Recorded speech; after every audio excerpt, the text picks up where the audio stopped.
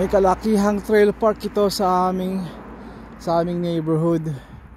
Dito ko dinadala yung mga anak ko pagbisikleta o maglakad. Si Mrs. dinala ko na rin dito para maglakad kami. Maganda yung lugar na to, tahimik at you'll feel closer to the nature. Sa ngayon, it's last week ng November ngayon, at hindi na ako nakapunta rito buong summer dahil sa mga kailangan gawin at mga hindi nagawa. Ngayon naisip ko na naglilinis ako ng bakuran at nag-video ko noon para i-share sa inyo yung bakuran sa amin. Naisip ko na hey, meron pa akong 12% battery at I'll take you sa aking bisikleta. I'll tell you about it. May kwento na naman ako sa inyo tungkol sa bisikleta na to. Nakuha ko ito saka na yun. Pakita ko lang sa inyo kasi konti na yung battery ko. Ilalagay ko kayo dito sa aking maingat. Ilalagay ko kayo sa aking bulsa ng aking Carhartt Bartlett jacket. Isa sa mga pinakamagandang jacket ng Carhartt. Kung may pagkakataon kayo, check it out. May garden gloves pa ako. It's -5 pero really the cold doesn't really bother me. Pero may kasama tayo just for since pagda sa bisikleta kayo may hangin, nadadagdagan ng another -3 degrees, another 3 degrees na malamig. Makita ko ito sa inyo. At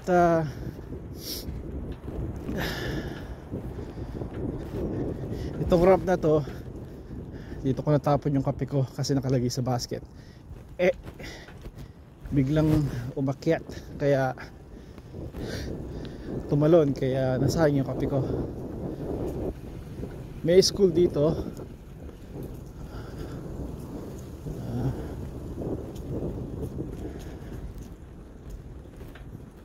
It's nice. Meron ditong baseball field, soccer field. It's just kung gusto nyo, kung atleta kayo, gusto nyo mag-ensayo, even exercise. Yeah. Marami dito mga naglalakad din.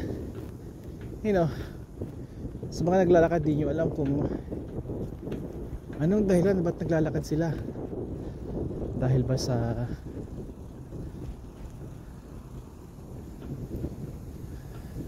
kalusugan, gulo ng buhay, gulo ng bahay, gulo ng isipan.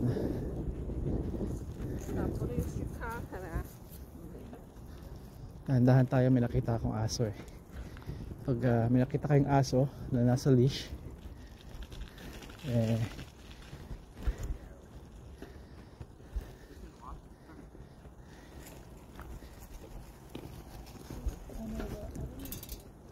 yung gusto ko, maliit pa ako, mahilig na ako sa mga tulay. Kahit anong maliit, malaki. Andiyan pa ba kayo? Baka dada ako ng dada eh. Wala na palang baterya. Nung may project na paggawa ng video, yung sa klase, yung aking juniorita, dito sila nagpunta. Nag-shoot sila dito ng ilang eksena. Nagustuhan nila itong trail na to. It's a little uphill, so medyo bumagal tayo.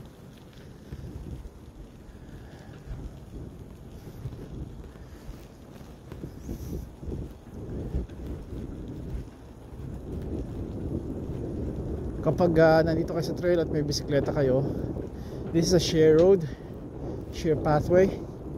So kailangan yung maging i-consider ninyo yung mga tao naglalakad. Pag may mga kurbada at lulusot kayo ron, just i-watch nyo lang yung inyong speed.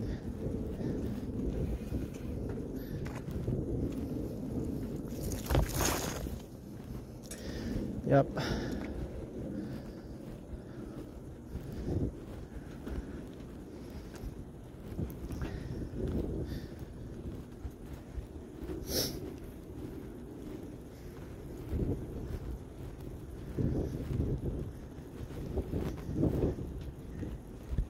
Dito may daanan yung creek. Kung makikita ninyo, I can't really turn the camera, nakabulsa kayo eh.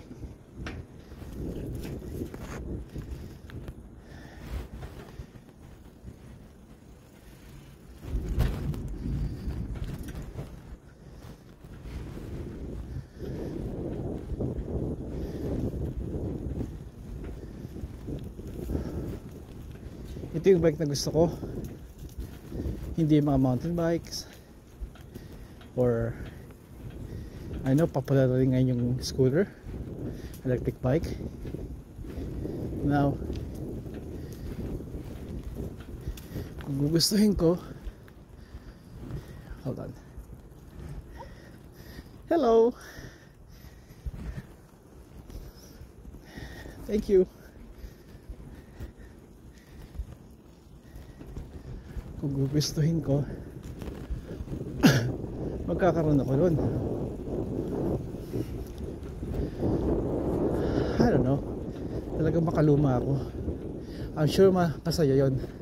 I'm sure na masayang sakyan.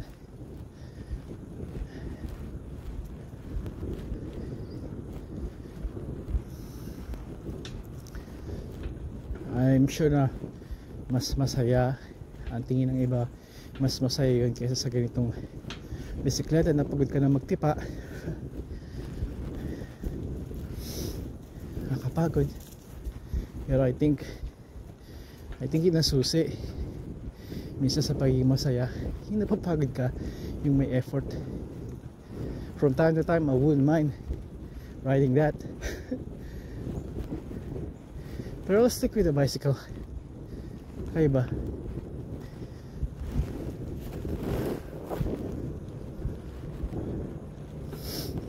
Halos kagubatan to kapag uphill. Ito yung tunnel, dito dumadaan yung train sa taas. Hello, you'll be tempted na magmabilis dito pero don't. Uphill. Ngayon lang ako nakapag-bisikleta uli. This is uphill. Naka low gear ako.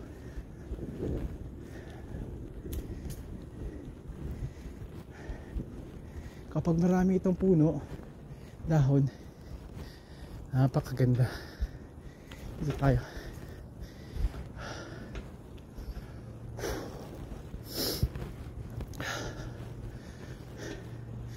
So further doon, doon ako nagpupush up.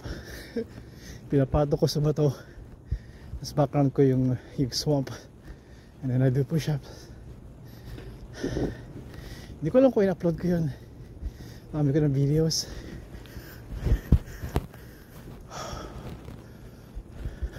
Gray squirrel, bihira yan sa neighborhood namin. Ito, dito ko lagi yung pond. Tapos nandyan, hali kayo, pakita ko sa inyo pag nag yellow na nawala, tapindot ko kayo.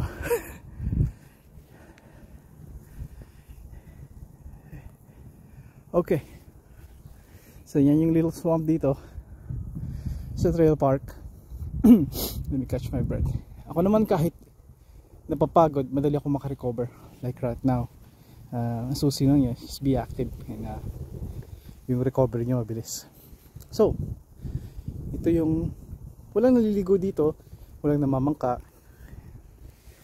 making sure na hindi ako malaglag. Nakita nyo yung process nya, i-zoom ko. Nakita niyo yung meron siyang sheet, yung kumot ng ice, at mananatili yan dyan unless uminit ulit. Pero pag consistent, lalo na sa gabi na freezing, pakapal ng pakapal yan hanggang sa pwede ng lakaran. Mangyayari yun kapag yung talagang consistent na yung freezing temperature, at they will have yung thicker ice na. Pero kailangan nyo pa rin mag-ingat dito kasi yun nyo, sabihin natin malalim to, which is hindi, pero yung iba na lake, swamp, creek, or yung mga lake malalim, tempted kayo mag ice skating or simply just walk, man, maraming pumapanaw ang buhay dito kasi walang tulong sila na nakukuha kasi lumubog sila. Possible na malunog o manigas sa yelo. Sa mga ganitong lugar, hindi siguro ito kasi malalim.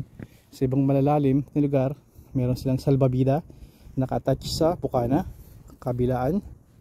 Enough yung length na yun para itapon ninyo, para masave yung sino man ang nalulunod. At sa iba, tulad sa iba sa North America, yung mga lake doon merong repeated na warning, yung recorded na sa salitang English at sa Spanish, na sinasabi na mag-ingat kayo sa lake, maring hindi yan pwedeng lakaran, excuse me, at maring hindi siya safe lakaran dahil hindi siya masusupport yung bigat nyo. Dito ako nagpa-push up, andun yung itong camera na to, at yung mga nagja-jogging, sometimes they will pass by. This is my beautiful bike. Touch bike ang tawag dito, medyo hybrid na. I'll tell you more about it kapag saka na. Sa ngayon pagod. Sa ngayon uwi na tayo. Marami pa to, marami pa akong gagawin. Lalagay ko ulit kayo sa bulsa, maingat para alam kong tumatakbo pa rin ang metro.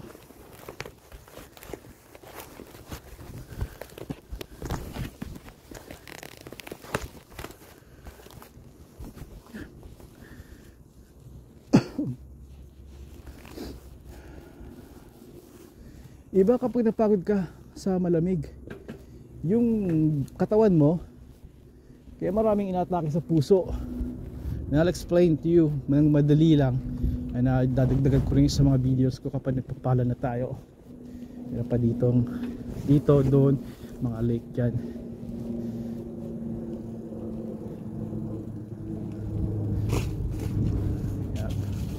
Maagos na minsan yung tubig dito eh. Gulamig kasi yung iyong litid, yung mga veins mo nagko-constrict, yung lumiliit, kaya yung flow ng blood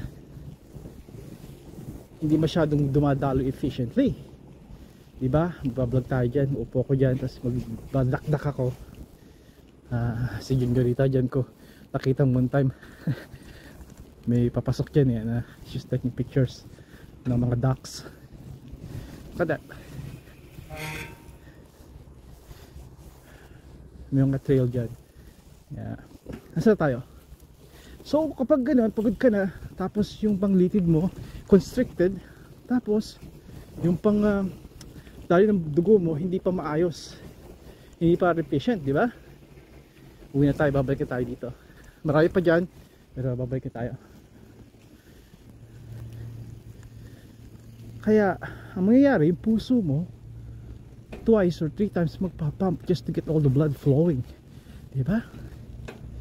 Tapos lalo ka pa nagpapala, tumatakbo, at hindi ka fit. Importante yun eh, kailangan fit ka. Kung hindi, maaari ka magkasakit sa puso at atakihin. Kaya subukan na dito.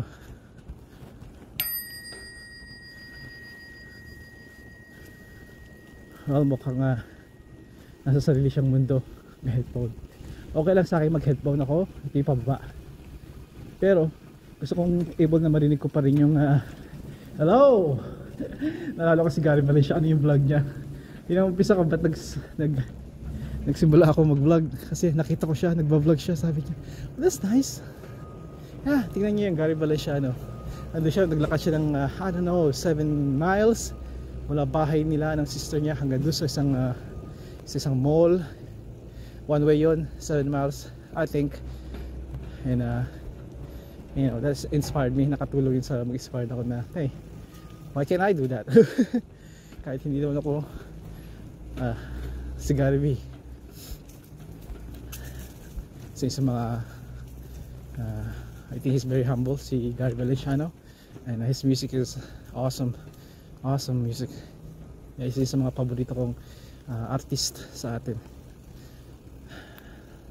So kung gusto niyo maging fit, dahan-dahan lang hanggang masami yung katawan nyo, just like katulad ng maraming iba pa, di ba? Nag-umpisa sa maliit, nag-umpisa sa mabagal, dahan-dahan, and you will increase that.